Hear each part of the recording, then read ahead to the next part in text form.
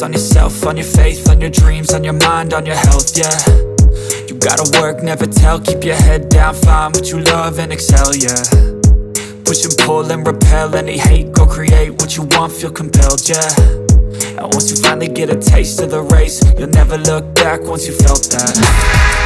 Don't let somebody take your time and your worth, just focus on yourself first. Don't let somebody take your time and your worth, just focus on yourself first. Don't let somebody take your time and your worth, just focus on yourself first.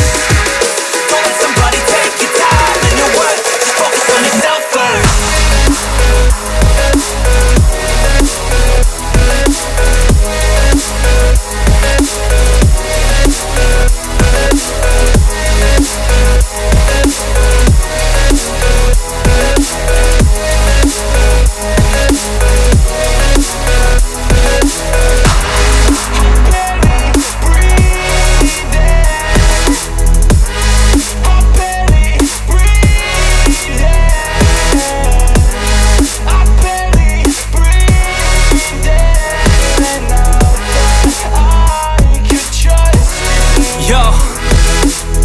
Think about others way before myself, yeah. I guess that's why I feel like I go through hell, damn.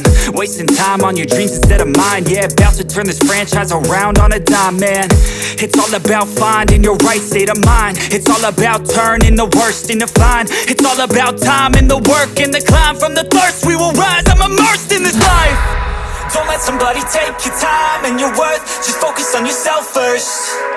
Don't let somebody take your time and your worth, just focus on yourself first. Don't let somebody take your time and your worth, just focus on yourself first. Don't let somebody take your time and your worth, just focus on yourself first.